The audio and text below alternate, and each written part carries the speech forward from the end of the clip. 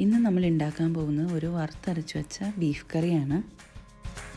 ഇത് 1 kilo beef ഉണ്ട്. അത് ഞാൻ നന്നായിട്ട് വേവിച്ച് വെച്ചിട്ടുണ്ട്. 1/2 ടീസ്പൂൺ കുരുമുളക് പൊടിയും 1/4 ടീസ്പൂൺ മുളക് പൊടിയും 1/2 ടീസ്പൂൺ മഞ്ഞൾപ്പൊടിയും കൂടെ ചേർത്താണ് ഞാൻ വേവിച്ച് വെച്ചേക്കുന്നത്. ഇതിലേക്ക് 1/2 മുറി തേങ്ങ ചിരണ്ടിയത് നമുക്ക് ഇട്ട് കൊടുക്കാം. നന്നായിട്ട് എന്നിട്ട് വറുത്തെടുക്കണം.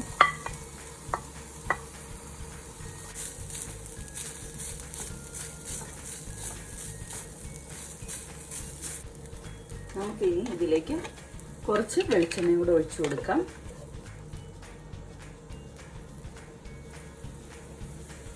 നാടൻ തേങ്ങ അരച്ച ബീഫ് കറി വെക്കുമ്പോൾ വെളിച്ചെണ്ണ വേണമല്ലോ ചേർക്കാനായിട്ട്. അതാണ് നമ്മൾ വെളിച്ചെണ്ണ യൂസ് ചെയ്തിരുന്നത്.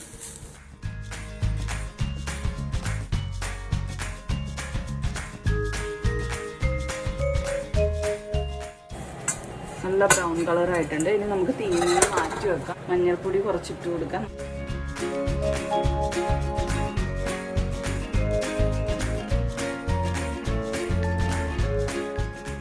3 ടീസ്പൂൺ മല്ലിപ്പൊടി നമ്മൾ ചേർക്കുന്നുണ്ട്. ഇനി നമുക്കൊന്ന് ഇളക്കി കൊടുക്കാം. മീറ്റ് മസാല ഒരു 1.5 ടീസ്പൂൺ നമ്മൾ ചേർക്കുന്നുണ്ട്. Kashmiri chilli 2 teaspoon full. മുളക് പൊടി ഒരു 1/4 ടീസ്പൂണ്. കാരണം കുരുമുളക് പൊടി നമ്മൾ ചേർക്കുന്നുണ്ട്, അപ്പോൾ ഭയങ്കര എരിവാണ്. 1/2 ടീസ്പൂൺ ഗരം മസാല, 1 ടീസ്പൂൺ കുരുമുളക് പൊടി.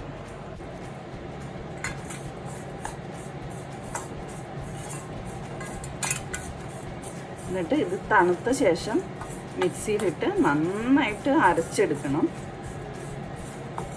ഒരു വലിയ സവാള ചെറുതായിട്ട് മുറിച്ച് വെച്ചിട്ടുണ്ട്. പിന്നെ ഒരു 1.5 ടേബിൾ സ്പൂൺ ഇഞ്ചി നീളത്തിൽ അരിഞ്ഞ് വെച്ചിട്ടുണ്ട്. അതേപോലെ തന്നെ 1.5 ടേബിൾ സ്പൂൺ ഗാർലിക്കും നീളത്തിൽ അരിഞ്ഞ് വെച്ചിട്ടുണ്ട്. ഇനി നമുക്കിതെല്ലാം കൂടെ ഒന്ന് വഴറ്റിയെടുക്കണം.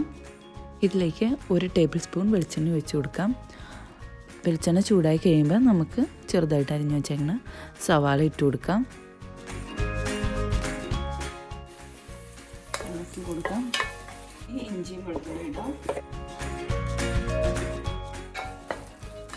ഇനി നമുക്ക് ഇതിലേക്ക് 2 പച്ചമുളക് കൂടി ആഡ് ചെയ്യാം.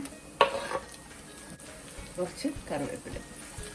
ഇതൊന്ന് വാടി കഴിയുമ്പോഴത്തേക്ക് നമുക്ക് വേവിച്ച് വെച്ചേക്കുന്ന ബീഫ് ഇട്ട് കൊടുക്കാം.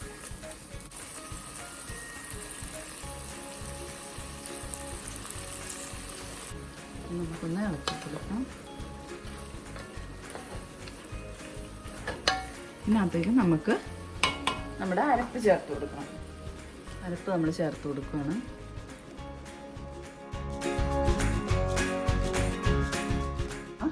വെള്ളവും കൂടെ ഒഴിച്ചു കൊടുക്കണം.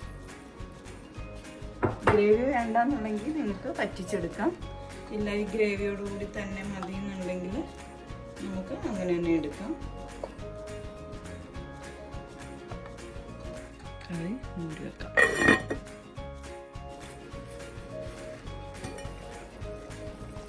നന്നായിട്ട് തിളച്ചിട്ടുണ്ട്.